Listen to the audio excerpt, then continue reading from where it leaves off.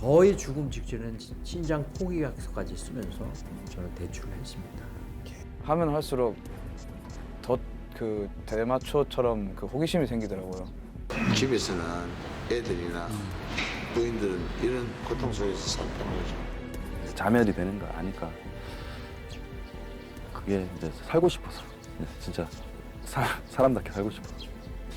내 삶이 그렇게 무너진 걸 내가 인지를 하는 순간 사실 마약을 해도 기분 좋은 게 없습니다.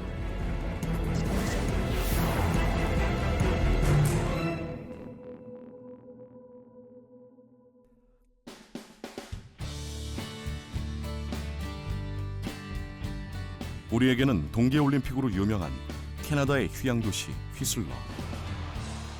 그곳에서 유학을 하면서 캐나다의 문화를 한국에 전하는 조용호 씨를 만났다. 워킹 홀리데이로 이곳에 왔다가 캐나다의 매력에 빠졌다는 조용호 씨. 제가 캐나다에서 2년간 있었으면서 캐나다에서 겪었던 다양한 제가 몰랐던 문화들에 대해서 얘기를 해보려고 해요. 캐나다에서 이제 1년 워홀 생활을 지냈는데 제가 이제 워킹홀리데이 관련해서 유튜브를 하면서 많은 쪽지와 문의를 받았어요. 얼마 전에는 마약에 대한 영상을 공개했다.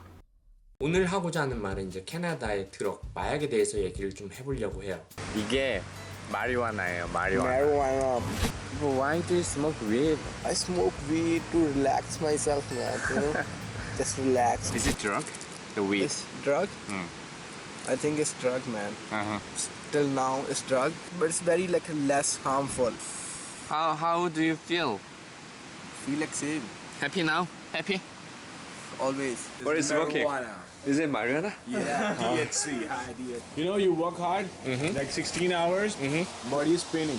Okay. I have to get up again tomorrow morning and work 16 hours. And you can't just sleep after 12 hours work. So after we are not marijuana- machines, man. We are Yeah, yeah. humans, and it's the yeah. So like- super It chest. relax. So after smoking weed, you sleep well? Yeah, sleep well. Really? Long, Good night yeah, sleep. That's good night. 캐나다라는 나라가 마약이 상당히 오픈된 나라 중에 하나인데 정말 조심하셔야 되고 절대 하지 마세요. 마약을 선택한 이유는 간단하다. 이방인의 눈으로 본 마약 실상이 위험으로 느껴졌기 때문이다. 어린 친구들이 많이 하는 편이죠. 보통 10대 때 애들이 많이 시작한다 그러고요. 또 이제 계속 그때 버릇이 계속돼서 하는 친구들도 있고, 근데 어르신들도 이제 따로 만난 사람들 물어보면은 어렸을 때 자기도 그렇게 하곤 했었다, 뭐 어렸을 때 잠깐 하는 거다 이렇게 말하는 분들도 있고, 근데 거기서 못 벗어난 사람들은 좀 중독돼서 더 심한 마약으로 가는 사람들도 있는 것 같고. 용호 씨와 함께 휘슬러의 마약 상황을 알아보기로 했다. 사철 겨울 스포츠를 즐길 수 있는 휘슬러에는 스키나 산악 자전거를 즐기기 위해 매년 200만 명이 넘는 관광객들이 찾아온다.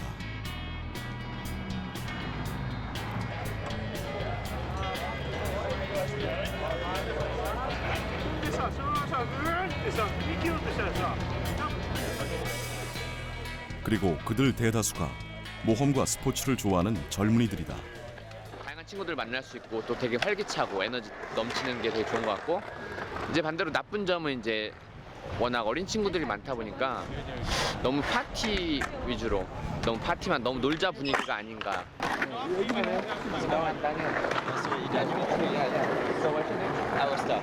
So what brought you here? Basically the people, the place itself. But look around. Yeah, man, it's beautiful place, right? No, everyone's just so friendly, you know. Yeah, that's true, that's true. Real chilled out. So Cool. So you have working holiday visa? yeah. 스포츠와 수려한 풍경 말고도 관광객들을 유혹하는 것이 한 가지 더 있다.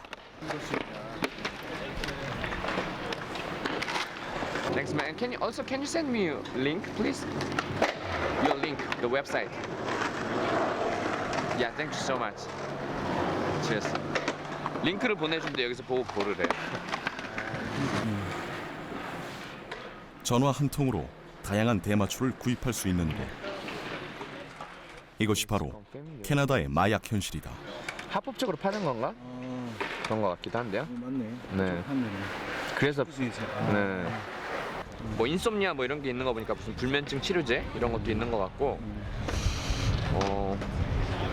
종류가 여러 가지라서 잘 모르겠어요. 뭐가 어떻게 다른 건지. 의료용 대마초를 합법화한 후 캐나다 곳곳에는 대마초를 전문적으로 취급하는 가게들이 생겨났다.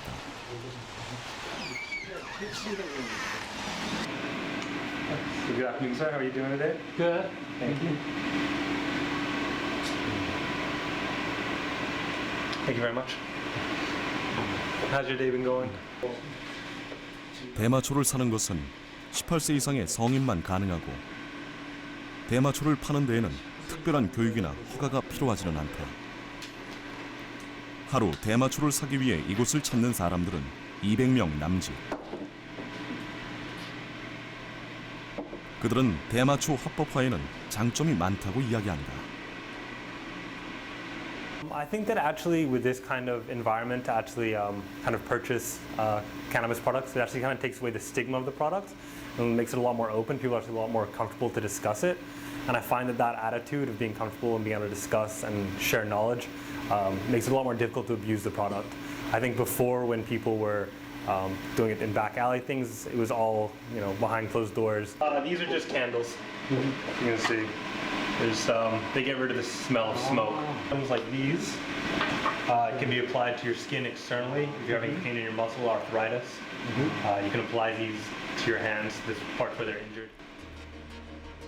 하지만 대마초가 마약을 시작하게 하는 게이트 마약이라는 주장은 여전히 지지를 받고 있다. 또한 거대해진 대마초 사업을 우려의 시각으로 바라보는 사람들도 있다.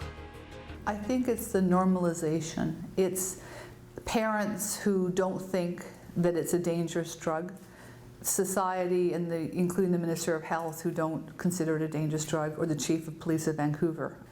There's a very wealthy marijuana industry and marijuana lobby that want to start an industry like tobacco or alcohol. And I don't think that this government, I still don't think that they understand the ramifications and what that means. They're very aggressive.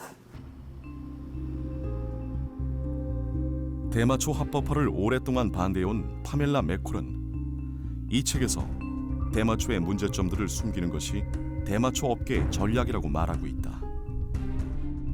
And yet, because of the number of people, especially young people using marijuana, it is a very serious problem. Because of the science that we have that shows the cognitive damage to the adolescent brain and all of the other risk factors that go with marijuana, it could be called the most dangerous drug because of the lack of understanding of the harms.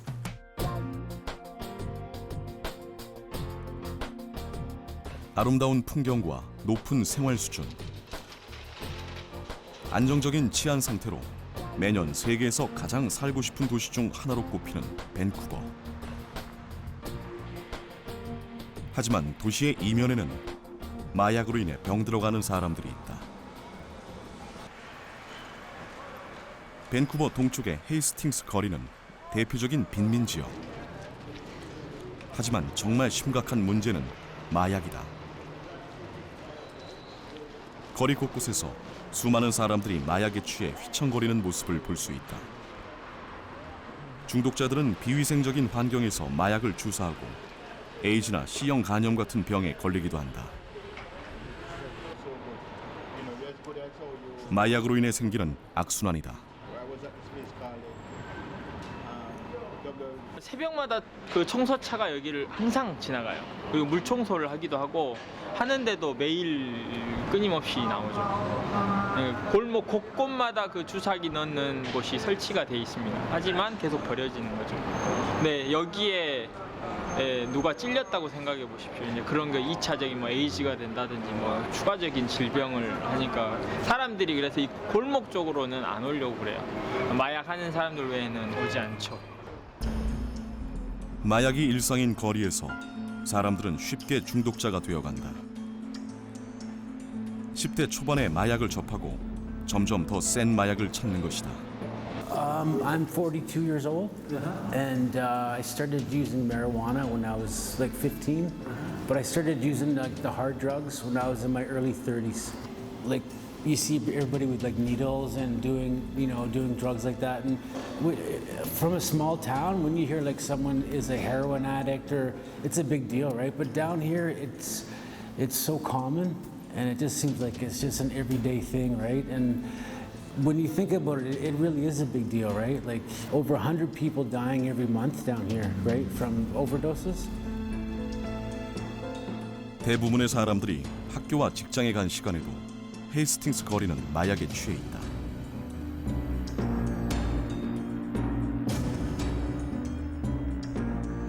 중독자들은 마약을 살 수만 있다면 무슨 일이든 한다. 마약 살 돈을 마련하기 위해 집안의 살림살이를 내다 파는 중독자들을 쉽게 볼 수 있다. 가득 차 있었어요. 한 2블록 정도가 사람으로 가득 차서 길거리를 지나다닐 수 없을 정도로 많았어요. 근데 그 중에는 마약에 이제 취하면 굉장히 폭력성이 많아서 하루 계속 소리를 지르고 고성을 지르고 있는 사람, 춤을 계속 길거리에서 추는 사람, 휠체어 타고 어떤 여자분이 와가지고 오브를 주면서 마약 알갱이 조그만 거를 살려고 막 부들부들 떠는 것들, 그런 것들을 보고 중독에 굉장히 많이 빠져 있는 심각한 상황들을 보죠. 그리고 또 앰뷸런스가 늘 왔다 갔다 하는 곳이고요. 밴쿠버의 마약 문제는 지난 2016년 위기를 맞았다. 1,500여 명의 목숨을 앗아간 신종 마약의 등장 때문이다. It's really challenging. It's been the cause of a lot of stress for our staff because our call volume has increased so much. Before the fentanyl crisis hit, our busiest haul was going on 400 to 500 calls a month. And since 2016, that's increased to 1,500 calls a month. So a threefold increase in the number of calls. Naloxone. Okay. 신종 마약으로 인해 응급처치 키트도 새롭게 마련됐다. We have the needles, and the needles you take this, and this is a serum. Now instead of shaking it, you swirl it. Okay, you swirl it and draw it back. Draw it back, and then put it, and then you or here or here. Okay. Are you selling this? No. I'm just giving him a sample. People overdose from an opiate, whether it's heroin or fentanyl or carfentanil or morphine. They go into respiratory arrest, so their breathing stops, and that causes them to go into cardiac arrest and die really quickly. So the overdoses were becoming more frequent and more severe because they were fatal. 쇼크가 온 후 15분이면 사망하는 무서운 신종 마약 때문에 긴급 의료센터까지 들어섰다. 이제 이곳을 설치함으로 인해서 조금 더 그 사람들이 있다라는 것이 여론에 이제 더 드러나게 된 거예요. 원래는 그 전에도 계속 사람들은 죽어나갔어요. 근데 왜냐면 이제 이 지역이 있음으로 인해서 그 오버도스 돼가지고 이게 문제가 된다라는 것을 이제 사람들은 인식하기 시작했어요. 실제로는 계속 있었죠. 캐나다에서는 이미 통제가 불가능할 정도로 수많은 사람들이 마약을 접하고 또 중독되고 있다. 하지만 중독자들은 마약을 끊기는커녕 오히려 합법적으로 마약을 처방해달라고 요구한다. I've had 2 daughters that died, and one died of HIV and one died of ODing. And so I've had this fight in me for a long time to be able to have a room. 마약으로 인한 사망은 과다 사용과 주사기를 통한 감염이 대표적인데 주사기로 마약을 투여하는 중독자 10명 중 6명은 C형 간염에 2명은 에이즈에 감염돼 고통을 받는다. 정부는 마약 중독자를 치료하는 것 이외에 다른 해결책을 내놔야 했다. 인사이트는 비위생적인 주사 때문에 생기는 질병을 막기 위해 만들어졌는데 간호사와 의사, 마약 문제 전문가가 상주하며 도움을 요청하는 중독자에게 24시간 치료와 상담을 제공한다. because we see it from the perspective that it's a healthcare issue. You come into an area where there are a lot of people using drugs. It's very difficult to, from the perspective of the public, to understand. I think it's important for the public to understand that people who end up using drugs. 마약을 사는데 가진 돈 전부를 쓴 중독자들은 오늘도 무료급식소에서 끼니를 해결한다.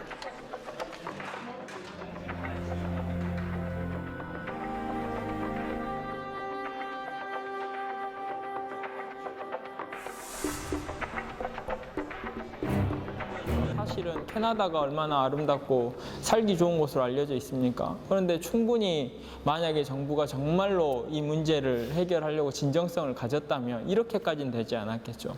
그런데 정부에서 물론 노력은 하고 있겠죠. 이게 이슈가 돼가니까. 하지만 보다 더 적극적으로 나섰다면 이 문제들이 조금 더 빨리 조금 더 납득할 수 있는 방향으로 해결이 됐을 텐데 지금도 보시면 여전히 지속되고 있거든요. 여전히 지속되고 있고 여전히 많은 사람들이 매일 죽어나가고 있고.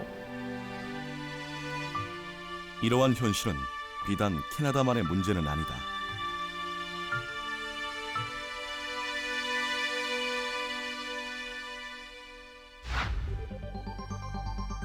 (2016년) 유엔에서 발표한 바에 따르면 전 세계 인구 중 약 2억 4,700만 명이 마약을 경험해봤으며 그중 약 2,900만 명은 마약 중독으로 인해 고통받고 있다. 유지하기 위해서 내 가족을 생각하며 무슨가 이유가 있으시잖아요. 비교적 가벼운 범죄로 처벌 대신 교육을 받고 있는 사람들은 마약 중독자들이다. 내가 하고 싶은 이야기가 있으시다면 오늘은 왜 마약을 끊어야 하는지 이유를 찾아보고 스스로에게 다짐을 하는 시간. 마약과의 긴 싸움이 시작된다. 내가 무언가 계획하고 행동해서 자존감을 높일 수 있는 그런 처음에 마약을 접하고 나서의 힘든 점은 없죠. 그냥 내가 즐긴다고 생각을 했죠. 하지만 어느 종점에 가서는 내 마음과 몸과 모든 것이 파산되고요. 몸은 병들었고 정신은 분별할 수 없는 처지가 됐고요. 대인관계는 마약으로 인해서 다 끊어지고 정신병원, 교도소밖에 갈 수 있는 방향밖에 안 됐고요. 제가 선택할 수 있는 거는 자살밖에 없었어요.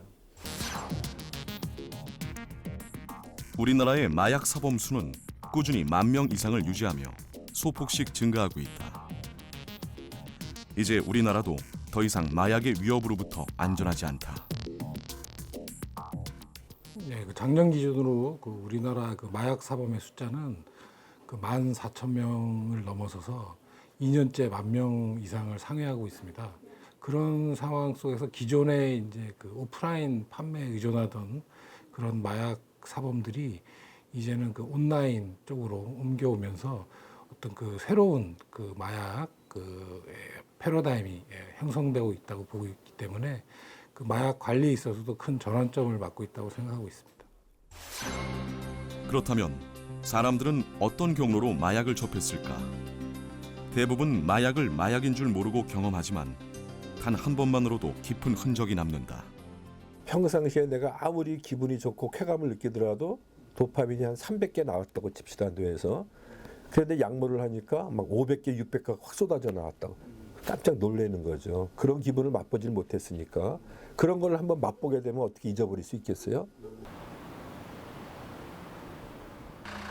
양귀비꽃이 피는 요즘 마약 수사대는 바빠진다. 그러니까 단속하는 그 시점이 있나요? 따로? 예, 매년 4월 1일부터 4월 30일까지 홍보하고 계도 기간을 거치고요. 그다음에 5월 1일부터 7월 30일까지 집중적으로 단속을 합니다. 계세요? 계세요? 농가 마당에서 어렵지 않게 찾아볼 수 있는 양귀비꽃. 어우, 굉장히 많이 산재있네. 꽃을 볼 목적으로다가 키우시는 분들도 있고 일부 이제 밭에 파종하신 분들이 있어요. 그 밭에 파종하신 분들은 그 상추쌈처럼 쌈채소로다가 드시는 분들도 있고 그리고 간혹 그 약성 상비약으로다 이용하시려고 하시는 분들도 있거든요. 어머님. 예. 양귀비를 왜 이렇게 많이 키우셨어? 저작권한 거죠. 왜 저절로 났으면 뽑으셨어야지. 왜 그냥 꽃 보시려고? 근데 저쪽 텃밭에는 아니 왜? 이게 양귀비인 줄 알았어요? 난 꽃인 줄 알았지. 양귀비 꽃이라고 그랬잖아. 그러니까 양귀비 꽃, 그 양귀비 꽃인 줄은 아셨던 거네. 양귀비 진액에는 마약 성분이 있기 때문에 발견 즉시 모두 압수한다. 어머 이거 우리가 뽑아가는데 이의 없으시죠?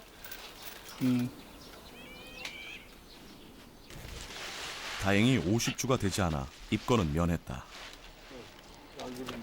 아이 그냥 이거 저기 꽃으로 볼라 그랬지. 그런 거 해먹기는 뭘 해먹어. 그런 게 해먹는 것도 몰랐지. 이거는 그냥 꽃으로만 알았지. 이렇게 압수하는 양귀비는 마약 성분이 있는 특별한 종들이다. 우리가 단속되는 양귀비에는 두 종밖에 없어요. 썬니페름 종하고 파파게름 종, 세티게름 종, 세티게름, 파파게름 그 두 종류밖에 없기 때문에 이 성분이 이제 그렇다는 거죠. 그러면 그 종이 우리나라에서 이제 두 종류만 단속 대상이기 때문에 그 나머지 것은 이제 단속 대상이 아니겠죠. 대부분 불법인 것을 몰랐다지만 그렇다고 죄가 없어지는 것은 아니다. 이게 매년 검찰청에서 단속 기준이 내려오는데요. 처벌 기준이 내려오는데 50주 이상은 형사 입건을 해서 기소유예 처분을 하고요. 100주 이상이 되면 벌금형을 받는 걸로 알고 있습니다. 매년 꾸준히 단속을 하고 발견되는 양귀비는 모두 압수해 소각하지만 2013년까지 비슷하던 양귀비 압수량은 2014년 2배 이상 증가하더니 2015년에도 오히려 15,000주가량 늘어났다. 저희들도 좀 아이러니하게 생각하는 게 매년 저희들 단속을 하거든요. 그러면 당연히 단속되는 건수가 줄어들어야 되는데 매년 단속을 해보면 예년하고 거의 동일한 수준으로 계속 단속되는 걸 보면 계속 줄어든다고 보기에는 좀 상당히 어렵습니다. 우리 농촌 깊숙이 스며든 양귀비를 제거하기 위해서는 무엇보다도 인식이 바뀌어야 한다. 양귀비는 더 이상 상비약이 아니라 불법 마약일 뿐이다.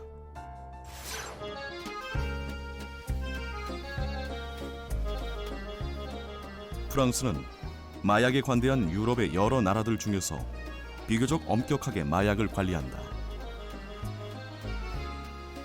비록 강력한 규제를 하고 있지만 마약 문제는 프랑스가 해결해야 할 당면 과제 중 하나이다.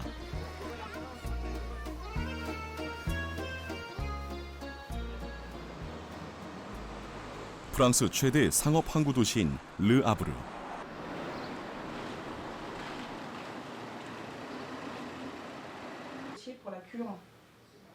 이곳의 중독관리센터에는 정기적으로 상담과 치료를 받는 중독 환자들이 많이 있다. Faut voir avec le dosage et puis ce serait bien que vous puissiez rentrer à la clinique Océane. Elle avait fait ça pour une dépression. Elle n'a pas eu le droit de visite pendant. Parce que pour un sevrage, il y a des problèmes pour les factures ou pas? Vous arrivez à payer tout? Ah non, on paye tout. Je devais avoir 14-15 ans. 14-15, quel âge avez-vous? Là aujourd'hui 30 ans. Consommation déjà en priorité et retrouver une vie normale aussi. Parce que maintenant j'ai une femme, j'ai 2 enfants. Au bout d'un moment, faut ouvrir les yeux quoi. On est vraiment très très mal. C'est vraiment à ce moment-là que après on se rend compte qu'on ne peut plus faire marche arrière. Parce qu'on ferait n'importe quoi pour en trouver après. J'ai volé mes parents, j'ai fait des cambriolages, j'ai volé dans les magasins. J'ai fait beaucoup de bêtises pour ça. 프랑스에서는 여러 종류의 중독자들이 문제를 해결할 수 있도록 언제든 전문가가 상담을 해준다. Ce qui est important, c'est qu'ils soient maintenus dans leur vie parce que la vie, elle ne s'arrête pas. Ce n'est pas parce qu'on a un problème d'addiction que tout doit s'arrêter et que les gens peuvent avoir un retentissement sur leur vie personnelle, familiale. Quelquefois, il y a des problèmes dans le couple, des problèmes de difficultés quand même assez sévères dans leur travail. Des personnes qui consomment, quelquefois dans le travail, c'est pas possible. Donc c'est les aider. 15년 동안 마약을 해왔다는 30살 중독자의 집을 찾아가 보았다.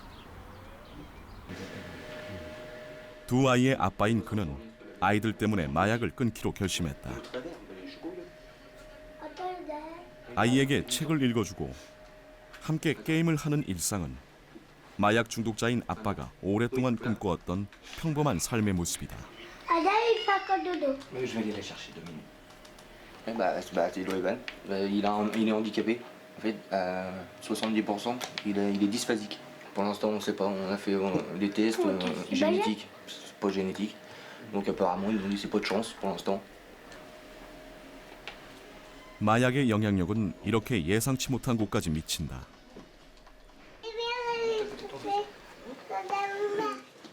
재활시설에서 만나 사랑을 키우고 어렵게 가정을 이룬 두 사람. Non, en fait, j'avais 14 ans, j'étais très jeune. Mais je dirais qu'à 14 ans, on ne sait pas vraiment ce que c'est que cette saloperie. Et j'ai essayé, l'effet m'a plu. Donc j'ai continué, en fait, sans savoir le mal que ça faisait. 두 아이를 키워야 하는 데다가 마약 중독을 치료하고 있는 부부는 아직 직업이 없다. 그러다 보니 매달 빠듯한 살림. Avec les aides sociales, j'ai à peu près 800 € par mois. 800 €? Oui. 아이들 손이 닿기라도 할까 높이 숨겨둔 종이봉투 안에는 약이 들어있다. 오랜 시간 마약을 한 후유증으로 우울증 약도 먹는다.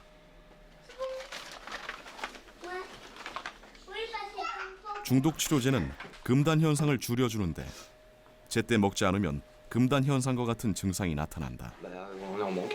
Ça fait un peu comme une grippe, mais vraiment très très forte. On a des courbatures partout. On a des sueurs froides, chaud, froid, les bras, les jambes qui se tendent tout seuls. Enfin, moi je sais que je dors pas, je vomis.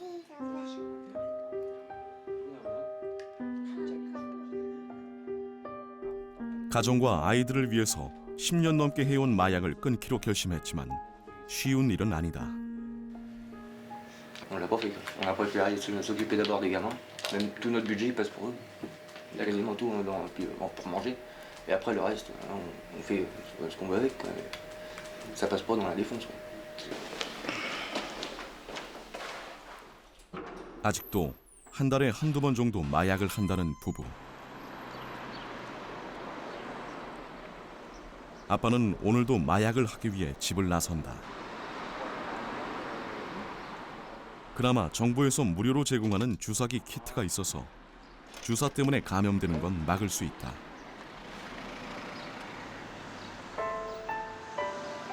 Très difficile parce qu'en fait on n'a plus de relations en fait. On est tout seul. On sort plus, on voit plus personne. Tous nos amis ils nous tournent le dos. On voit plus que les gens qui sont dans ce milieu-là. Même nos proches, c'est pareil. Ils nous laissent tomber. Au bout d'un moment, parce qu'on n'arrête pas de demander des sous.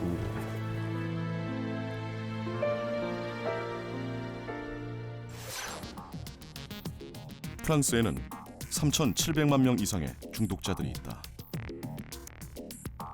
이들의 가장 큰 문제는 평생 중독에서 벗어나지 못해 정상적인 사회생활이 불가능하다는 사실이다.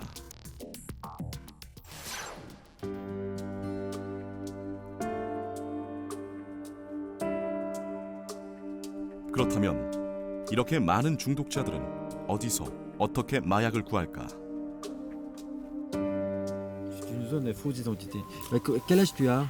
Moi, 17 ans. Toi? Moi, j'ai 15 ans, je vais prendre mes 16 ans. Moi, j'ai 14 ans, je vais prendre 15 ans.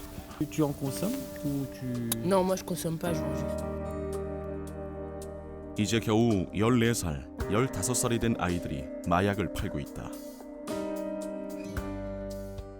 On est quand même étonné de vous voir aussi. C'est les grands de notre quartier qui nous ont engrainés à commencer.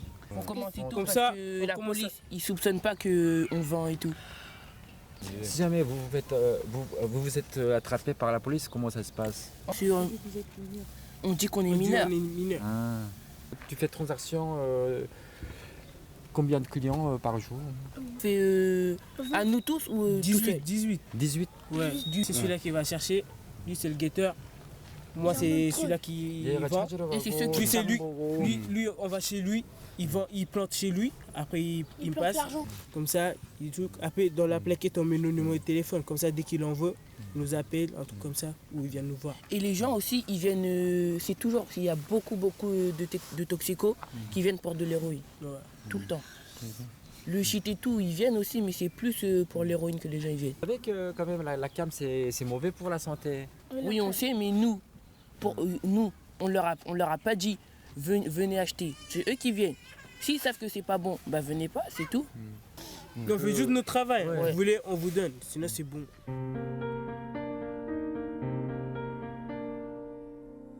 미성년자를 이용해 유통시키는 마약들은 대부분 해외에서 대량으로 밀수된다. 프랑스 제1의 상업 항구인 르아브르 항구. 컨테이너 실은 배. 한 해 이곳을 통해 들어오는 컨테이너만 억대가 넘는다. 프랑스 수출입의 관문. 르아브르 항구는 남미에서 들어오는 대량의 코카인이 가장 많이 적발되는 곳이기도 하다. 저 많은 컨테이너 중 어디에 마약이 숨겨져 있는지는 알 수 없는 상황. 세관에서는 선착장에서 직접 컨테이너를 조사하거나 항구에 있는 스캐너로 컨테이너 내부를 검색한다. 또한 파리의 세관본부에서 받은 선박과 화물 정보를 분석해서 의심되는 화물에 대해서는 보다 정밀하게 조사한다. 르아브르 항구에서는 개별 화물을 조사할 때 탐지견을 활용한다.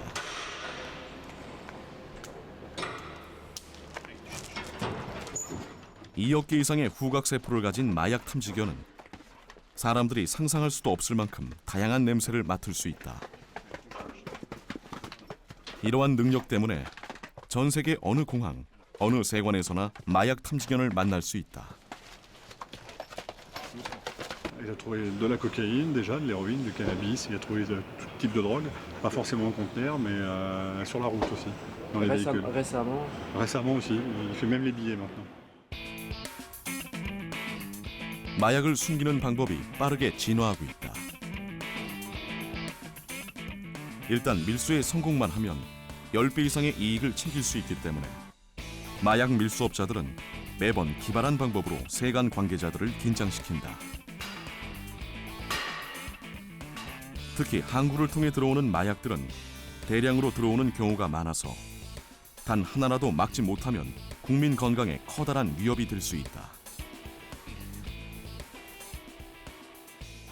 Au port du Havre, on a 2,5 millions de conteneurs qui arrivent ou qui partent chaque année. Donc voilà. Donc l'intérêt des fraudeurs, c'est de dissimuler des quantités les plus importantes possibles au sein d'une massification et d'un volume de flux commerciaux qui sont importants. Voilà. 하지만 대량의 화물 속에 숨겨져 있는 마약을 찾는 것은 쉽지 않은 일. 다양한 첨단의 방법과 함께 사람의 손으로 직접 조사하는 무작위 조사 방법도 마약 적발에는 효과적이다. Oui, alors là, on va choisir une des marchandises qui est située dans ce conteneur. On va procéder au contrôle, on va vérifier la matière du produit pour vérifier si c'est conforme à ce qui a été déclaré documentairement sur la déclaration en douane. La conserve? C'est ça, ça va dans... 프랑스에서는 마약을 불법적으로 운반하거나 밀수하다가 적발될 경우 마약의 양에 따라 벌금을 부과하는데 최소 금액이 10억 원에 육박한다. 동시에 10년의 징역까지 구형하는 등 유럽에서 가장 강력한 마약 정책을 펼치고 있다. Vous êtes contrôlé en détenant de la drogue, que vous expliquiez que ce soit une simple consommation, que ce soit 2 grammes de cannabis ou que ce soit une plus grande quantité de drogue dite dure, vous n'avez pas le droit ni de détenir ni de consommer de la drogue.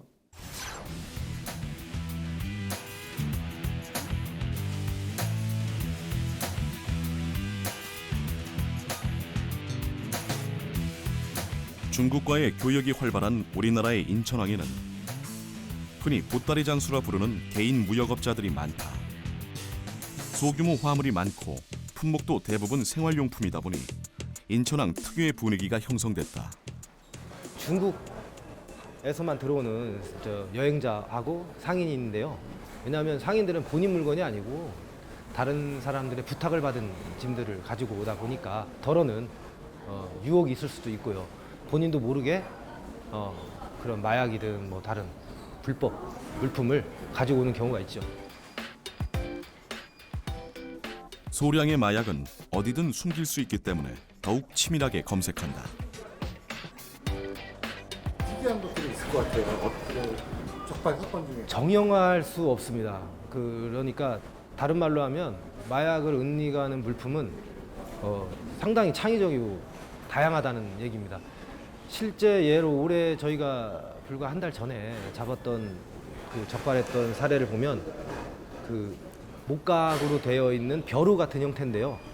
이게 상당히 특이하잖아요. 실제 생활에서 보기도 힘든 물건이었는데 그 안에 마약을 숨겨왔거든요. 양국의 문화 차이로 인한 돌발 상황도 종종 생긴다.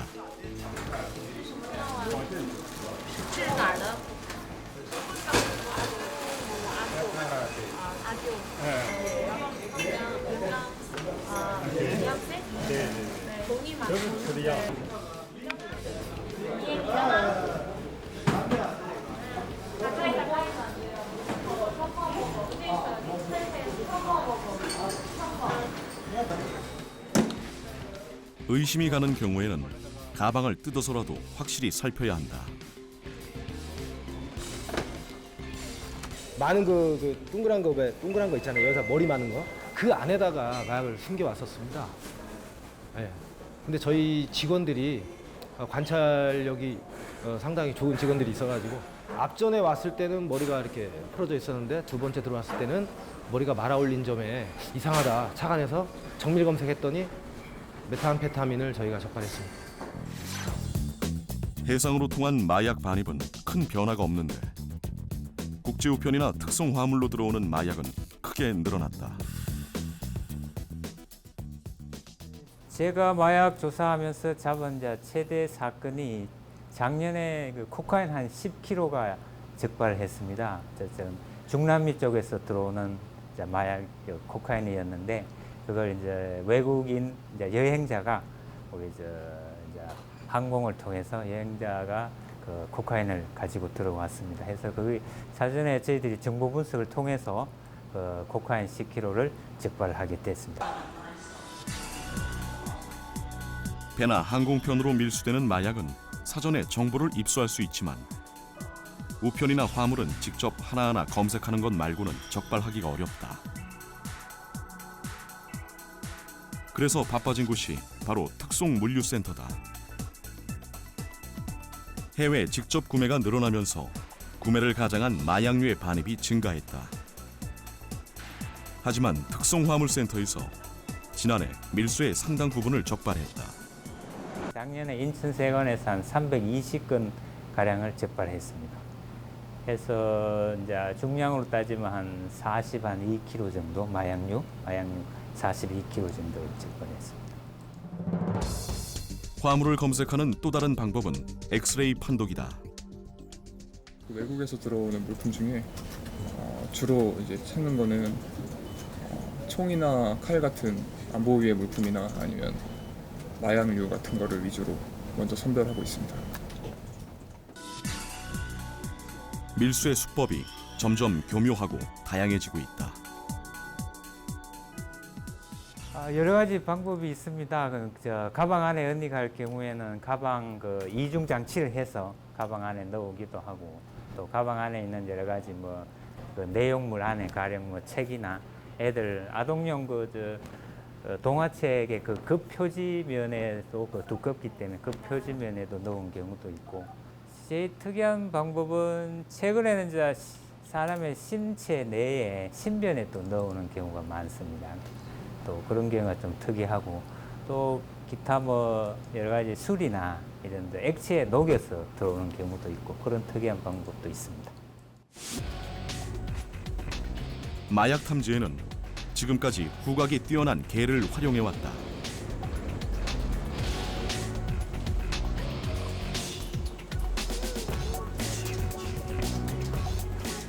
최근에도 해외 직접 구매로 들어오는 소포들을 검색하던 중에 마약 탐지견이 마약을 발견한 사례가 있었다.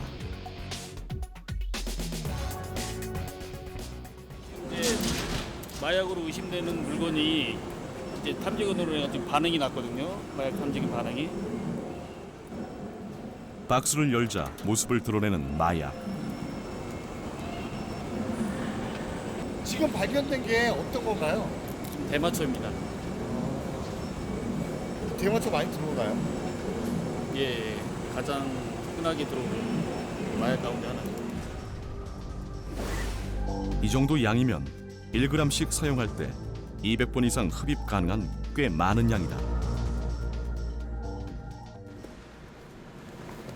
해외 직접 구매로 비타민이나 식품 등을 구입할 때는 특히 주의해야 할 점이 있다.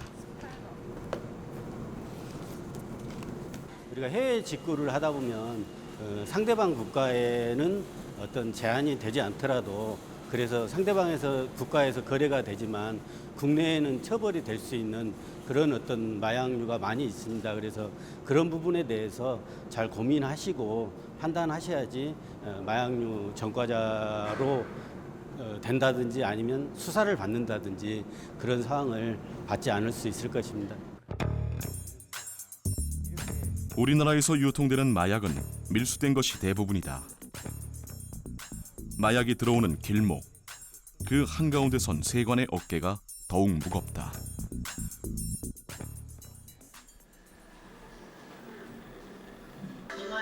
대부분의 마약 중독자들이 마약인 줄도 모른 채 중독자가 됐다고 말한다.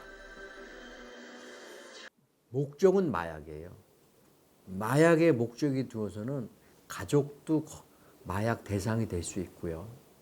그래서 우리 아버님 같은 경우에는 제가 큰아들인데 제발 호적을 파는 게 소원이라고 저한테 얘기한 적이 있어요.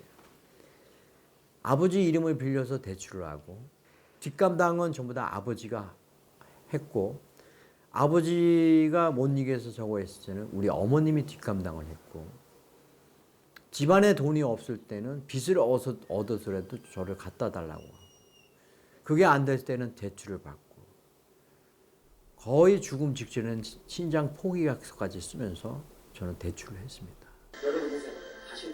하지만 마약을 끊고 싶어도 도움받기가 쉽지 않다. 하지만 거의 20년이 다졌을 때 끊으려고 노력을 했는데 그 노력 갖고 될 수 있는 일이 아니더라고요. 엄청나게 재발을 많이 했고요. 재발이라는 자체는 내가 끊으라는 마음을 갖고 있었기 때문에 끊어야겠다 그러는데 그게 3일도 못 가고 일주일도 못 가고 다시 내가 갈 수 있는 거는 수배를 내려줘도 도망치는 신세가 되고 이런 거 계속 반복되는 그 삶을 살았어요. 마약 종류별로 재범의 비율을 보면 대마초가 가장 높은 재범률을 보였고 마약의 재범률이 가장 낮았다. 아직까지도 저는 제 주변에 마약하는 사람들이 굉장히 많이 있어요. 교도소 안 간 사람도 굉장히 많이 있고요. 뭐 10년, 20년, 30년까지 한 사람도 굉장히 많이 있습니다. 하지만 또 다른 편에는 오랫동안 마약을 한 사람들이 회복하려고 하는 사람들이 또 굉장히 많이 계세요. 일단 중독이 되고 나면 여러 가지 그 방법을 통하여 치료를 하지 않으면 안 됩니다. 그렇지 않으면 계속 재발이 되고 감옥에 갔다 와도 또 재범이 일어나고 또 재복역이 되고 하기 때문에 이 마약의 어떤 중독으로부터 치료를 해야만 되는 것인데 재활은 현재 우리나라에서 초기 단계에 있다고 볼 수 있습니다. 천안의 한 대학교. 플래카드를 든 학생들이 모여 있다. 마약 캠페인 참여하고 가세요. 다이어트 약을 먹는다고 그게 마약이라고 다들 생각을 절대 못해요. 사람들이. 그러고 이제 요즘 제 친구 얘긴데 제 친구 모 대학교에서 이제 해피벌룬을 판매를 그 축제 때 했다고 해요. 근데 이러한 것들이 이제 마약이라고 생각을 하지 않는 것이 이제 가장 중요한 문제거리인 것 같고요. 대학생 마약 퇴치 동아리인 마그마가 이번에는 마약 퇴치의 날을 알리려고 나섰다.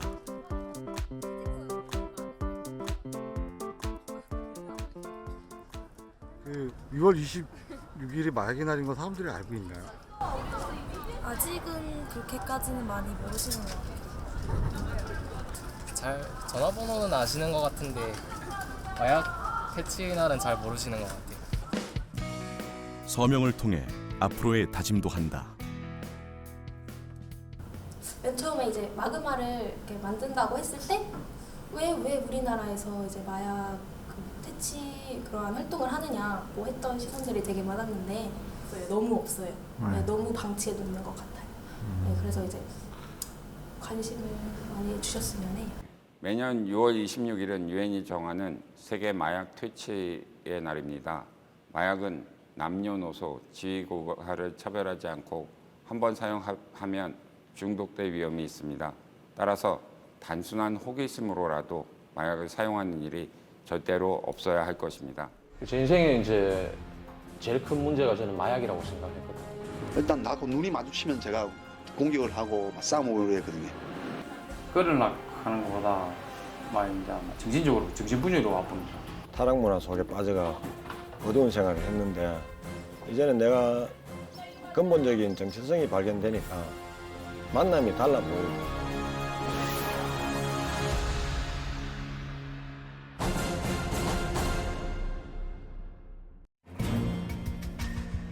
이미 13년 전 태국에서도 강력한 마약 억제 정책을 펼친 바 있지만 결과적으로는 실패했다.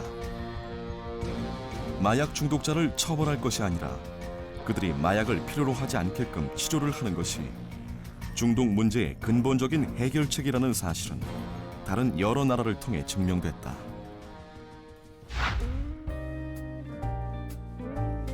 프랑스는 이미 오래전부터 심각한 마약 문제를 겪고 있다.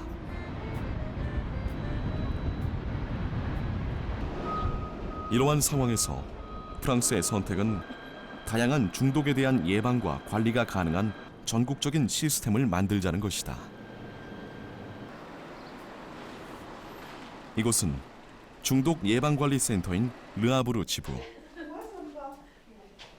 중독의 원인별로 체계적인 치료와 재활을 지원하는 곳이다. Nous, on est financé par la sécurité sociale, donc c'est des financements publics. Nos financements sont 100% publics, c'est-à-dire que c'est l'ARS, l'Agence régionale de santé, qui nous finance. 중독에 대한 어떤 문제든 센터 내부에서 해결이 가능하다. 보다 나은 치료를 위해서 각 분야의 전문가들, 시민단체, 정부의 활동들을 연결하는 것도 센터가 하는 일이다. Souvent, les gens nous demandent est-ce qu'il y a des guérisons, est-ce que les gens sont guéris. Nous, on parle plutôt de réduction des risques. Est-ce qu'on peut maintenir les gens socialement dans leur travail? Est-ce que les gens vont pouvoir avoir une vie correcte quand même en ayant ces problèmes d'addiction? Je vous dirais oui. 치료의 시작은 의사와 면담을 통해서 환자의 상태를 정확하게 파악하는 것이다. Est-ce que c'est assez le traitement là? Parce que. Je crois, mais j'ai quand même des douleurs dans les bras, dans les jambes tous les matins. Quelque chose en hospitalier? J'y pensais. Ça vous ferait une pause? Non? J'y pensais à la clinique Océane, je pense. Faut voir avec le dosage et puis. 환자는 마약에 깊이 중독된 상태. Là, pendant le mois de juin. 벌써 몇 년째 센터의 관리를 받아오고 있다.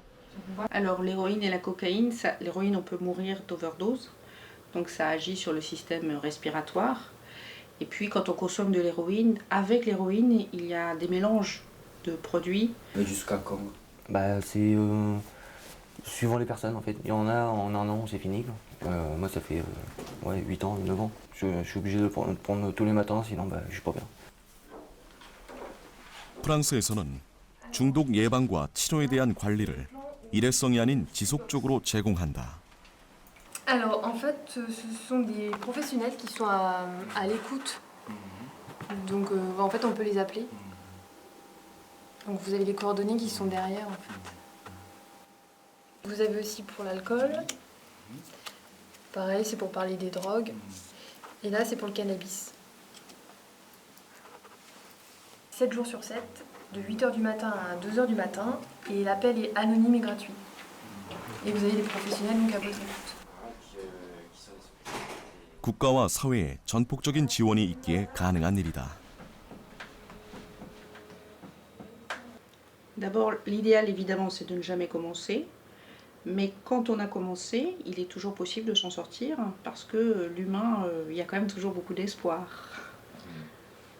L'intérêt c'est de se faire suivre très rapidement et puis voilà, d'être bien soutenu. 우리나라는 최근 재활의 중요성에 주목하고 있다. 중독 치료에 있어서 가장 중요한 것은 자신이 중독된 상태라는 것을 타인 앞에서 인정하는 것이다.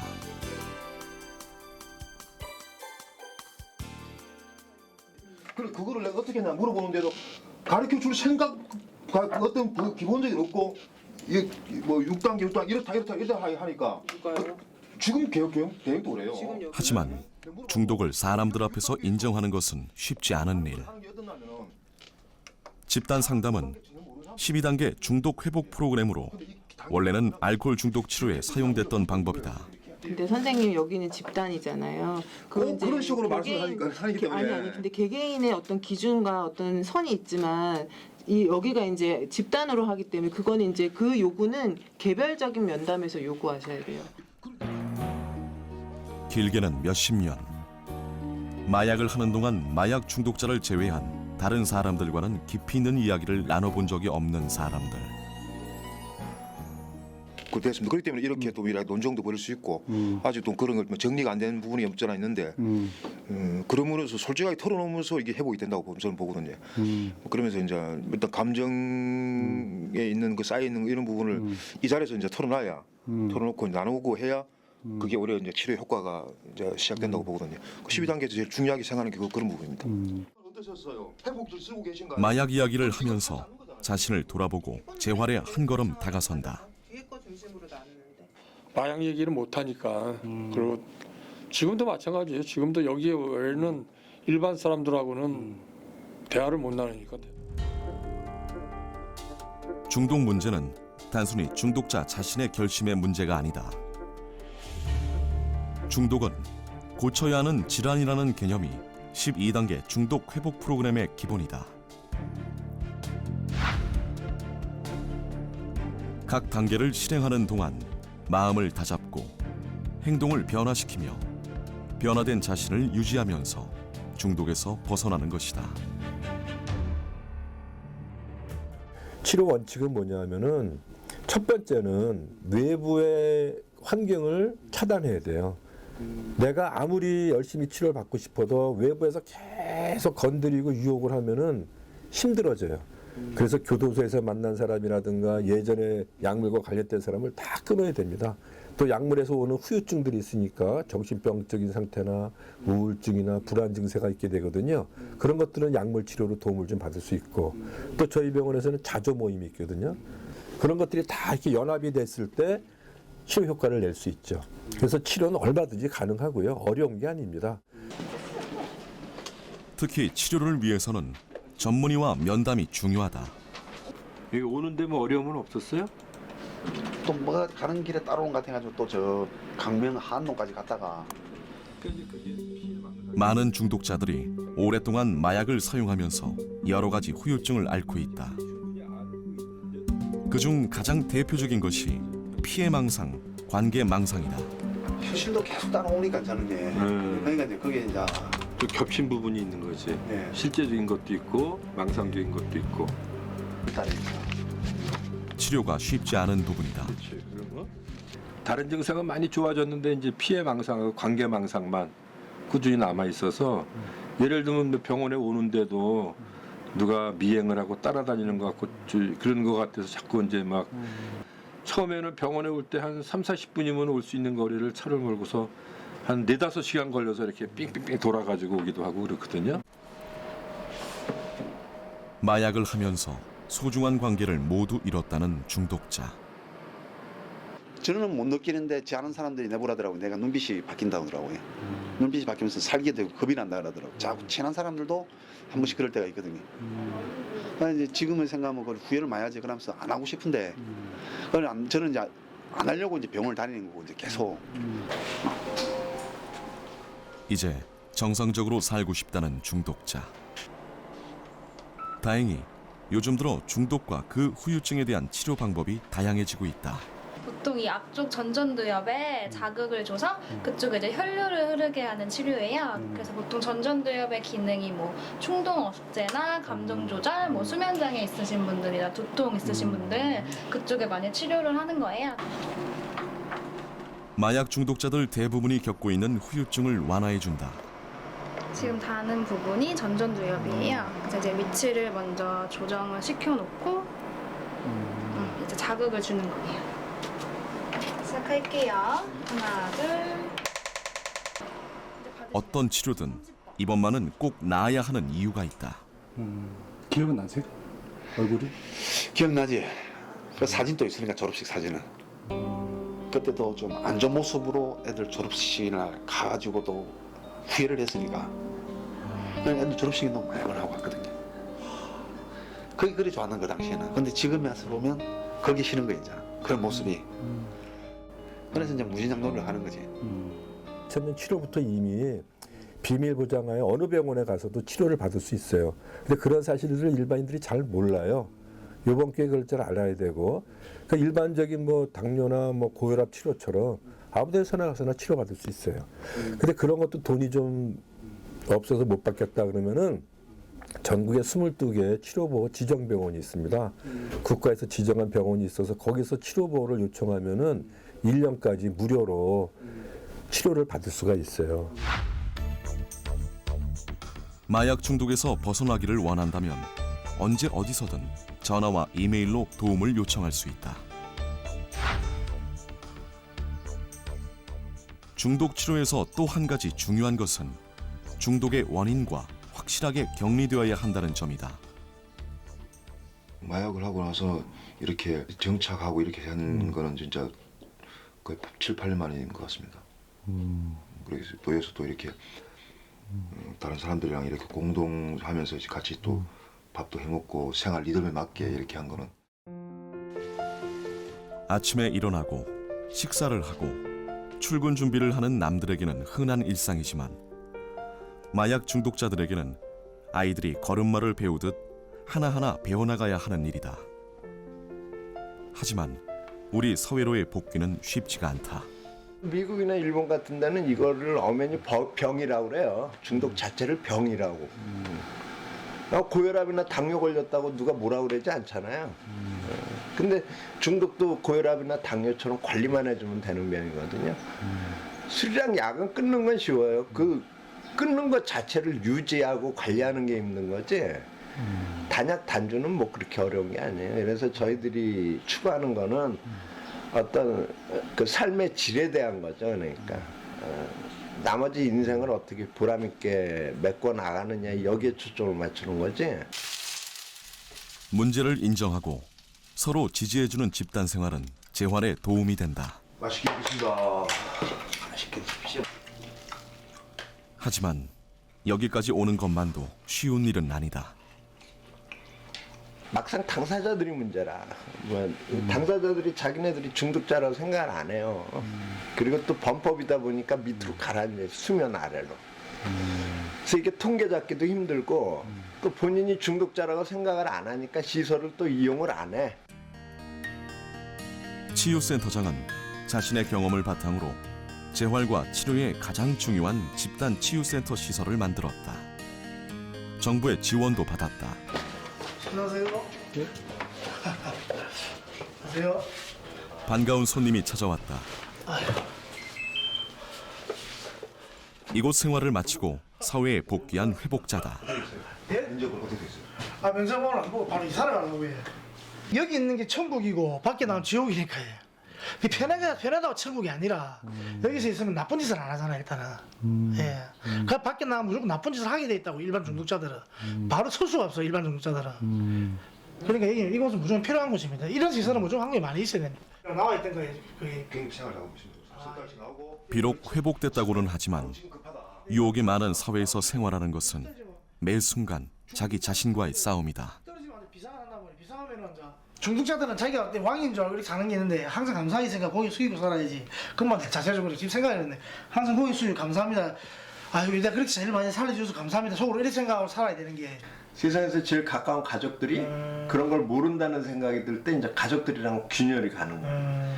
가족은 내 그 모양을 24시간 내내 옆에서 지켜본다는 거예요. 가족들이 얼마나 지치겠어. 그래 내가 책임질 수 있는 어떤 가정을 갖고 싶다. 그래서 내가 이제 자식을 갖고 싶다. 이런 생각이 차츰차츰 들더라고. 정말 내가 가정을 갖고 싶고 가정을 갖고 싶더라고.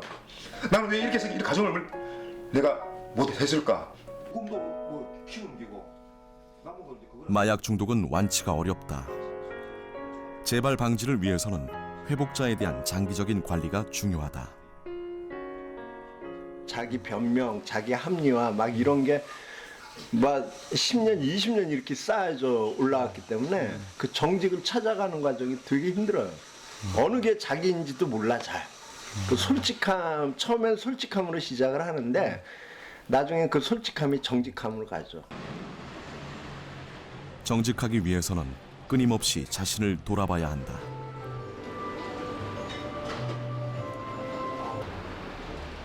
시간 날 때마다 자신에 대해 생각하고 일상에서 겪는 감정을 기록하면서 그동안 잊고 있었던 소소한 즐거움을 다시 찾아가고 있다.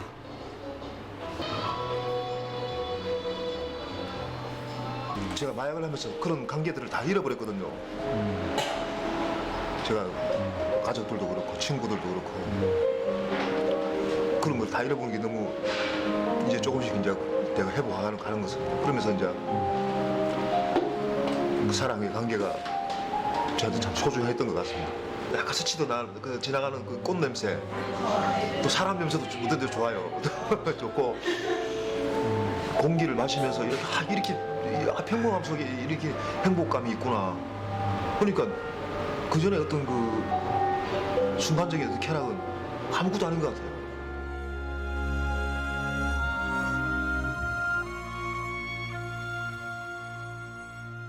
우리 환자분들이 그런 얘기를 해요. 한 번 중독자는 영원한 중독자다.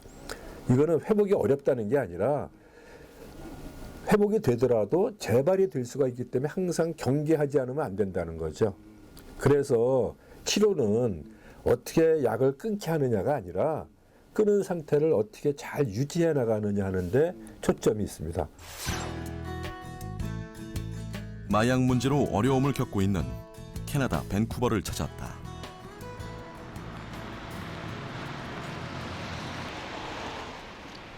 이곳에는 다양한 형태의 치료소가 있어서 중독자들의 재활과 현상 유지를 돕고 있다. 중독자들은 제 시간에 일어나 잠자리를 정리하고 하루의 일과를 시작한다. Well, it all kind of started when I was 13 years old. I started smoking weed with a group of friends of mine, and yeah, I don't know. Over the years, like it got a little out of hand. Like I started hanging out with people that were a little bit more deeply into their addiction, and I got pretty heavily influenced by them. 아렌 씨에게 유년 시절에 대한 추억은 그를 걱정하던 가족들의 눈빛뿐이다. It got so bad where I literally was like 110 pounds. I was 18 years old. My family was like terrified for me. They pretty much were always thinking I was going to die when I went out. They weren't knowing if I was going to stay alive or not. They'd cry almost every time they saw me. 시설에서 생활하면 우선 마약의 유혹에서 안전할 수 있고 체계적으로 관리를 받으면서 치료와 재활에 집중할 수 있다는 장점이 있다. I'm just kind of taking ADHD medication for my hyperactivity, just to help me calm down, kind of stay focused, and. 이 시설은 장기 입주를 통해 중독 문제를 근본적으로 치료하는 데 중점을 둔다. 마약의 경우라면 단순히 약을 끊는 것이 아니라 유지할 수 있도록 12단계 중독 회복 프로그램에 맞춰 생활과 사고방식까지 변화시킨다. Through that data, up to over a year of participation through treatment, we're looking at 70% is our success rate of clients that come here, complete treatment, and stay clean for over a year, 70%. We need to treat addiction more like we do any other sickness, and that's by providing care and helping to get these people out of that lifestyle and back integrated into society, not driving them further away. Bags under your eyes, inconsistent hair. 장기 집단 생활이 중독에서 회복하고 유지하는 데 효과적인 이유 중 하나가 바로 이 집단 상담이다. It's like you have so many people around you all the time to like bring you back up and like kind of like I don't know, the positive vibes of this place like kind of rubs off on people. To go to all these meetings, it's so easy to not use because everybody around you just wants help, wants what you have. And, you know, it's just gonna get better and better. The more support you have, more love. It's hard not to get better, right? So. And the other thing too, it's an attraction thing because other people see it, right? The new people in the program see that you're happy, you know what I mean, you're content, and that you're actually clean. And treatment center, they might be free agents, right? 이렇게 처한 상황을 입소자들과 나누면서 자신을 돌아보고 회복을 위한 준비까지 마치게 된다. For me, like I'm working on a big part of the program has helped me work on like friendships and how to talk to people and how to work on problems, day-to-day problems, like little issues and how to handle them and pretty much like learning how to be healthy and like live and you know make my bed, kind of like just be a normal kind of person, right? 어두운 중독자들의 삶에 한 줄기 빛이 되어주는 치료소 생활. Is a kind of hobby? Yeah. Exercise? Yes, exactly. Should we get out of the way? Yeah, I want to smack you guys in the face. 이곳 생활을 통해 중독자들이 얻는 것은 단순히 약을 끊는 것이 아니라 근본적인 삶의 변화다. Now that I'm here and working a solid program, I have a lot more self-esteem and a lot more confidence in myself, and I want to live my life to the fullest. You know, I'm like picking up old and new hobbies. I'm being active every day. I'm going to the gym. 자신의 변화로 되찾은 소소한 즐거움들. 하지만 결코 쉬운 일은 아니다. It's not easy at first. I'm not going to lie. It's definitely a challenge. But the more that you work this program and the more you be honest with yourself, the easier it is to realize what's truly important, and that really reinforces your desire to stay clean. I know it has for me, and I hope it will for other people. 순간의 선택으로 아주 먼 길을 돌아서 와야만 했던 사람들. 그들에게 올바른 길을 알려줄 의무가 중독자가 아닌 우리에게 있다. That people can recover. People can get their lives back. People can be successful. People don't have to be stigmatized. That there is help. There is a better way to live. 중독자들에게도 희망이 있다. 가족이, 친구가, 그리고 사회가 이들을 포기하지 않는 한 말이다.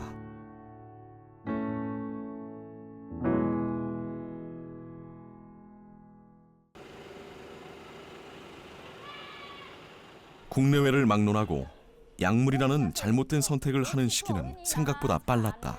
얘기가 잘 통하는 어른이면 니코틴 얘기를 하기 전에 중독 얘기를 잠깐 할게요. 중독성 약물은 크게 이곳은 약물 오남용 교육이 진행 중인 한 초등학교. 의존성, 내성, 금단 증상, 개인적이나 사회적인 피해를 가지고 있다고 하는데 저렇게 써놓으니까 좀 관련 기관에 신청하면 이러한 교육을 받을 수 있다. 산소가 부족하니까 뇌세포기 잘못된 정보, 인터넷이나 이런 것을 통한 잘못된 정보보다 학교에서 정규 교육 과정으로 제대로 된 교육을 해야 되고 아이들은 또 그것을 통해서 올바른 그런 정보를 알아야 된다라고 생각을 합니다. 우리 몸에 일산화탄소가 많이 들어오면 우리 몸은 어떻게 느끼는지 잠깐 체험해 볼 건데요. 지금 받으신 빨대를 하나씩 갖고 뒤로 넘겨주세요. 초등학생 아이들 눈높이에 맞춰 체험을 하면서 약물 오남용의 폐해를 스스로 깨닫게 해준다. 이제 그만 제자리에 서셔서 코를 막아주세요.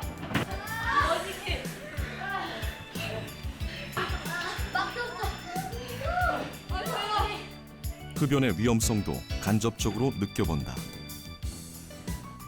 머리 아프거나 하진 않고요. 네, 머리 아프기도 하죠. 가슴이 답답하기도 하고 숨이 잘 안 쉬어진다는 친구들도 있고요. 통이나 호흡곤란이나 이런 게 올 수가 있지만 일산화탄소가 아주 많으면 네, 사망할 수도 있습니다. 네. 인터넷 사용이 빈번한 요즘 아이들은 잘못된 정보를 접할 수 있는 기회가 많다. 자신이 가지고 있는 약물 관련 정보를 검증해 볼 수 있도록 질문 시간도 준비했다. 초등학생 친구들도 술하고 담배를 접해봤다고 대답하는 친구들이 조금 나오는 편이고요. 그리고 중학생이 돼서 술하고 담배를 많이 접하게 되는데 그 전에 미리 예방교육을 해주지 않으면 중학생에 가서 술, 담배를 접하면서 크게 해로움을 인식하지 못하고 더 많이 사용하는 경우들이 많아서 마약퇴치운동본부에서는 조금 어린 친구들부터 약물의 위험성에 대해서 교육을 진행하고 있습니다.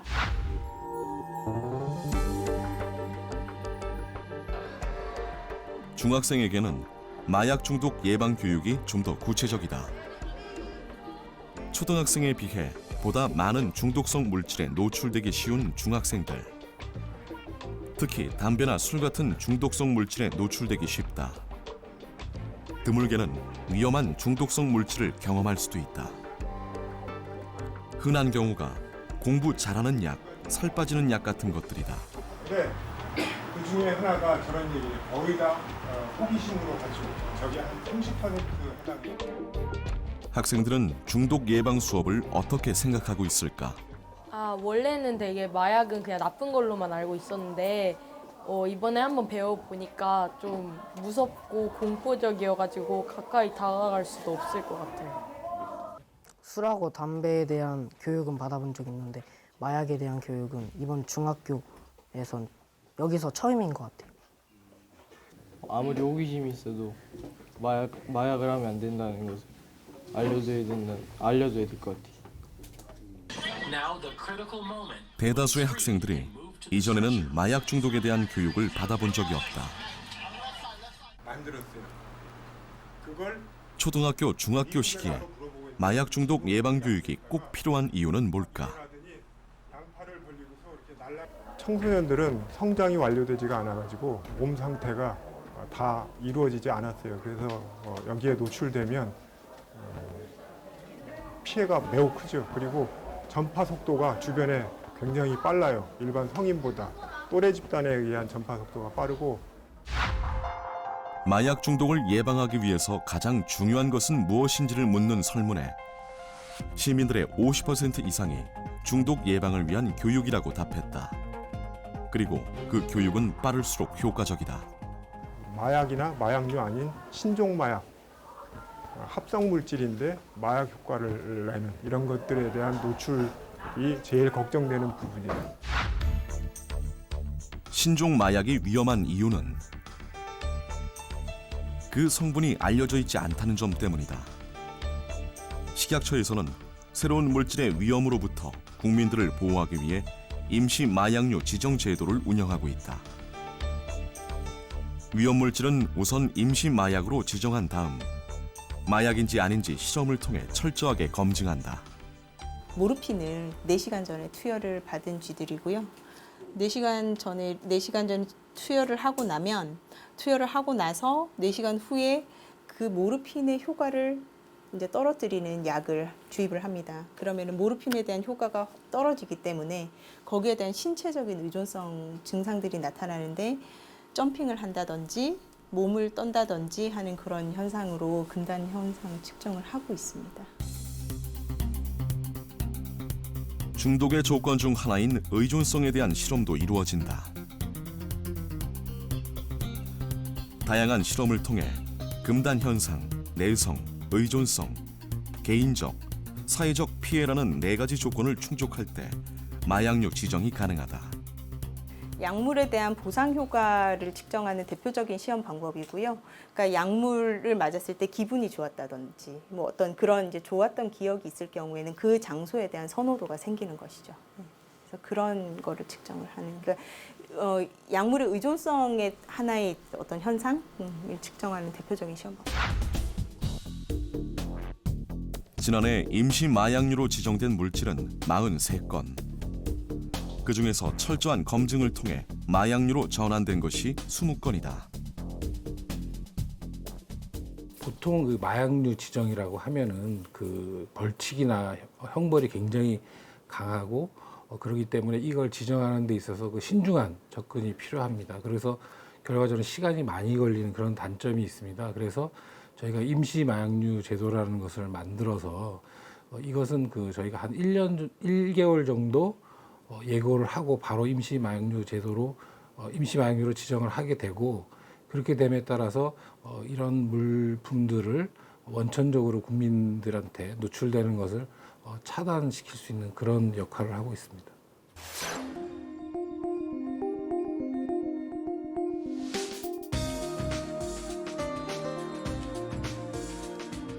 그래서 이번 집중훈련 상태를 한번 점검을 하는 계기가 되었고 하지만 아직 우리 사회는 중독에 대한 인식의 차이가 있다. 범법자로 생각하죠. 그게 법을 어긴 사람들, 그러고 이제 마약을 하면은 막 돌아가지고 사람을 해치는 그런 어떤 부분들만 보니까 아주 이렇게 좀 무섭고 경계해야 될 사람들. 그러다 보니까 이제 그렇지 않은 사람들까지도 또 회복해가고 있는 사람들까지도 이제 어떻게 보면은 틀리게 볼 수밖에 없는. 그러니까 우리 동네에서 나가라. 왜 그런 사람들 우리 아파트에 우리가 같이 있어야 되냐.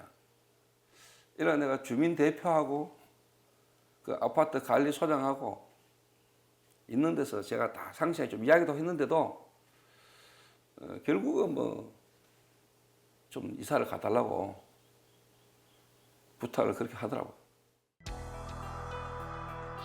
우리 곁 아주 가까이 다가온 마약. 마약에서 벗어나길 바라는 사람들은 많지만 아직까지 우리 사회의 준비는 부족한 것이 현실이다. 이걸 이제 우리끼리 말로 마귀병이라 하거든요. 마귀들이 갖다 주는 병이라. 마귀가 뭐 눈이 빕니다. 눈이 안 비는데 우리끼리는 그래 얘기하지. 마귀가 갖다 주는 약이라 하지. 그 부분을 알기까지는 진짜 이 생각 마음대로 안 되더라고요.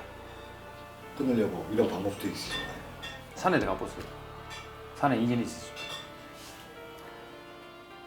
제가 이제 중독을 넘어서려면은 어쨌든 뭔가 하던 걸 이렇게 스톱을 하고 제가 회복될 수 있도록 가야 되는데 현실이라는 게 있잖아요.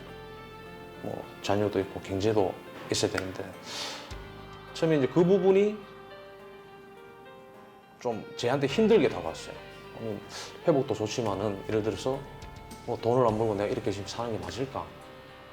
대다수의 중독자들이 다 그런 걸 가지고 살아요. 정부에서 지원을 해줄 때 이제 각 시설에 지원을 해주는 근본적인 목적은 이제 자립을 유도하기 위한 거니까 그게 조금 아쉽긴 합니다. 청소년기에 호기심이 제일 많잖아요. 사춘기 때. 지금은 초등학생 때부터 사춘기에 오는 사람들이 굉장히 많이 있어요. 어린 시절부터. 제가 중독이란 공부도 하고 중독의 경험을 갖고 있지만 저는 예방이 중요하다고 생각합니다. 매년 6월 26일은 유엔에서 정한 마약 퇴치의 날이다. 마약 중독은 범죄이지만 또한 질병이라는 사실. 모두의 관심으로 치유가 가능하다는 시선의 변화가 필요한 때이다.